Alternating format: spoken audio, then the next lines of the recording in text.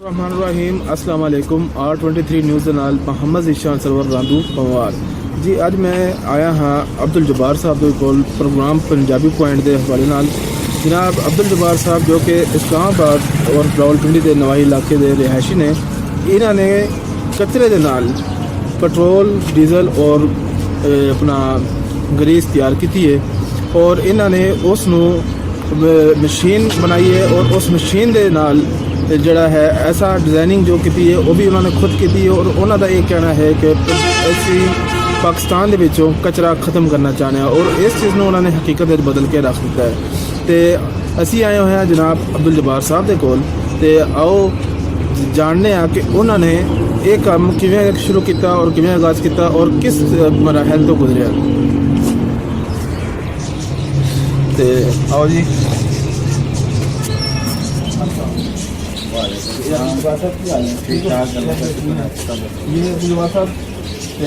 ਅਸੀਂ ਆਏ ਹਾਂ ਤੁਹਾਡੇ ਕੋਲ ਜਾਣਨ ਵਾਸਤੇ ਕਿ ਜੋ ਤੁਸੀਂ ਮਾਸ਼ਾਅੱਲਾ ਕਾਰਨਾਮਾ ਕੀਤਾ ਹੈ ਤੇ ਇਹਦੇ ਬਾਰੇ ਸਾਨੂੰ ਦੱਸੋ ਕਿ ਕਿਵੇਂ ਇਹ ਤੁਸੀਂ ਮਰਾਹਲ ਵਿੱਚੋਂ ਗੁਜ਼ਰੇ ਹੋ ਔਰ ਕਿਵੇਂ ਤੁਸੀਂ ਇਹ ਤਿਆਰ ਕੀਤਾ ਔਰ ਕਿਵੇਂ ਇਹ ਚੀਜ਼ ਸੋਚੀ ਤੇ ਸਾਨੂੰ ਦੱਸਣਾ ਚਾਹੋ, ਪਸੰਦ ਕਰੋਗੇ? बिल्कुल हाजिर देख लें, पहले तो आप देखना चाहिए, देखें ये सिस्टम चला हुआ है जो देखो ना जी जनाब, है सिस्टम चलता पाया ਤੁਹਾਡਾ ਸਾਡੇ ਸਾਹਮਣੇ, ठीक है। ਇਹਦੇ ਟੂਬ ਦੇ ਅੰਦਰ ਗੈਸ ਜਮ੍ਹਾਂ ਹੋ ਰਹੀ ਹੈ, ਇਹ ਤੁਹਾਡਾ ਗੈਸ ਚੁੱਲ੍ਹਾ ਚੱਲ ਰਿਹਾ, ਠੀਕ ਹੈ। ਗੈਸ ਆ ਉਹ ਤੁਹਾਡੀ ਗੈਸ ਹੈ, ਪੈਟਰੋਲ ਤੇ ਡੀਜ਼ਲ ਪਿਆ ਹੈ, ਪੈਟਰੋਲ ਹੈ, ਗਰੀਸ ਵੀ ਇਹਦੇ ਵਿੱਚ ਸ਼ਾਮਿਲ ਹੈ, ਡੀਜ਼ਲ ਪੈਟਰੋਲ ਗੈਸ ਤਿੰਨੇ ਚੀਜ਼ਾਂ ਸਾਹਮਣੇ ਦੇਖ ਸਕਦੇ ਹੋ। अच्छा, ये कचरा किस किस्म का कचरा, यानी कि एक तो होगा प्लास्टिक वगैरह और कुछ वेस्ट जो कि सब्जियां वगैरह जो छिड़ियाँ हैं उनके छिलड़ वगैरह होते हैं, या एक किस तरह का कचरा है? टोटल प्लास्टिक है या अदर चीज़ें भी हैं? नहीं अदर चीज़ें भी प्लास्टिक शापर वगैरह हो गया, तो दूसरा अपना कोई भी प्लास्टिक की चीज़ है वो भी बात दी जाएगी। बारीक प्लास्टिक मोटा प्लास्टिक जो फालतू कचरा बाहर से छटते हो वो कचरा है, लेकिन सब्जियां वगैरह शामिल नहीं है। जो ਇਹਦਾ ਮਤਲਬ ਇਹ ਹੈ ਕਿ ਜੋ ਕਚਰਾ ਤੁਸੀਂ ਯਾਨੀ ਕਹਿ ਰਹੇ ਹੋ ਕਿ ਉਹਦੇ ਵਿੱਚ ਤੁਹਾਨੂੰ ਪਹਿਲੇ ਕਚਰੇ ਦੇ ਨੂੰ ਪ੍ਰੋਸੀਜਰ ਦੇ ਨਾਲ ਉਹਦੇ ਵਿੱਚ ਪਲਾਸਟਿਕ ਵਗੈਰਾ ਔਰ ਐਸਾ ਮਟੀਰੀਅਲ ਜੋ ਕਿ ਤੁਹਾਡੇ ਵਾਸਤੇ ਸਾਰਾ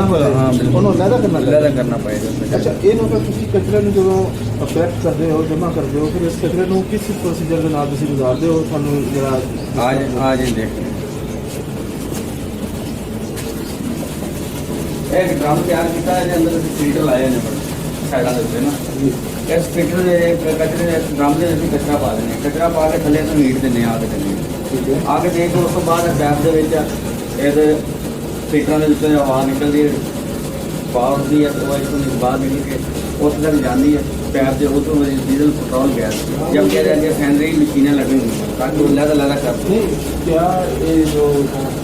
दूसरी मशीन तैयार की है, क्या ये इंटरनेशनल सेफ्टी स्टैंडर्ड के मुताबिक इन्होंने डिजाइन किया गया? क्या इस तरीके से नाल दुनिया के जो कचरे नाल एनर्जी पैदा की जा रही है, क्या वो इंटरनेशनल स्टैंडर्ड के मुताबिक ये तैयार किया है? बिल्कुल नहीं है, तो स्टैंडर्ड वो डिजाइनिंग सही है, बिल्कुल पूरी फैक्ट्री की डिजाइनिंग सही है, कोई फैक्ट्री में तो दिखा भी सकता, डिजाइन भी कोई दिखा सकना, तो वो फैक्ट्री के हिसाब से बड़ी फैक्ट्री लगेगी, तकरीबन 20-25 बदले जगह फैक्ट्री लगेगी। नहीं, क्या ये जो माहौल दोस्त है ये जो बिल्कुल ये तो डेमो आना सिर्फ छोटा सा डेमो है कि वाकई एक चीज़ तो पेट्रोल डीजल गैस से निकल सकता है। मैं ये थोड़े को पूछना चाह क्या ये जरा है जो ऐसा होना चाह गया है इन्हें कोई जो मसाल तो ठंडा कुछ या कुछ ऐसा कोई मसला नहीं, कोई परेशानी नहीं, इस गैस से जमा हो जाए नहीं गैस साथ साथ निकल रही है ना, खारिज हो रही है, जब खारिज होगी तो फिर जब रुकेगी तो फिर बढ़ने का कचरा वगैरह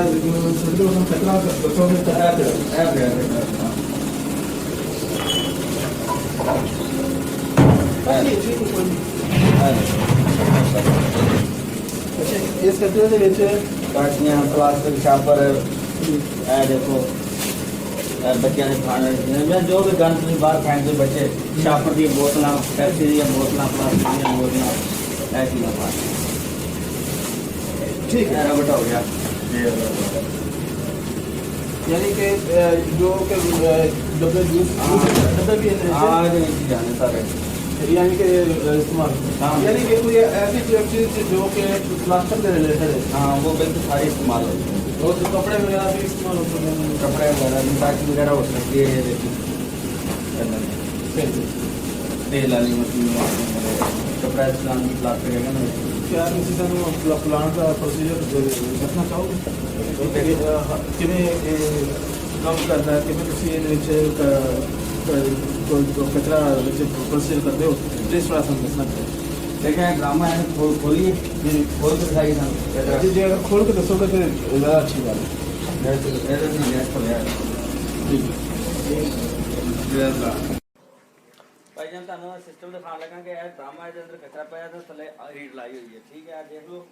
ਇਹਦੇ ਅੰਦਰ ਰੀਡ ਲੱਗੀ ਹੋਈ ਹੈ ਰੀਡ ਆ ਰਹੀ ਹੋਗੀ ਇਹ ਤੁਹਾਡਾ ਪੈਰ ਨਿਕਲਿਆ ਇਹਦੇ ਅੰਦਰ ਭਾਪ ਉੱਡ ਰਹੀ ਹੈ ਭਾਪ ਦੇ ਜ਼ਰੀਏ ਅੰਦਰ ਫਿਲਟਰ ਲੱਗੇ ਹੋਏ ਨੇ ਅੰਦਰ ਸਮਾਨ ਲੱਗਾ ਹੈ ਜਿਹਦੇ ਵਿੱਚ ਨਾਲ ਫਿਲਟਰ ਭਾਪ ਜੋ ਪੈਟਰੋਲ ਡੀਜ਼ਲ ਬਣ ਕੇ ਗੈਸ ਇੱਥੋਂ ਦੀ ਪੈਪ ਦੇ ਥਾਣੀ ਬਾਹਰ ਆ ਰਹੀ ਹੈ ਇਹ ਦੇਖੋ ਭਾਈ ਜਾਨ ਆ ਜਾਓ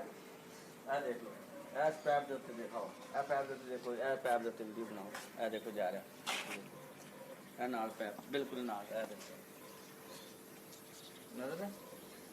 ਠੀਕ ਹੈ ਇਹ ਜਾ ਰਿਹਾ ਦੇਖੋ ਹੁਣ ਥੱਲੇ ਬੋਤਲਾਂ ਦੇਖੇਗਾ ਥੱਲੇ ਬੋਤਲਾਂ 'ਚ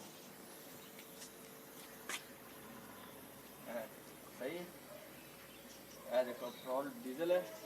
डीजल है आगे डीजल पेट्रोल आ गया डीजल आ गया ठीक है थोड़ा गैस आ गया LPG चूल्हा चल रहा था और यही गैस अगे असीं जमा कर रहे हैं उस ट्यूब के अंदर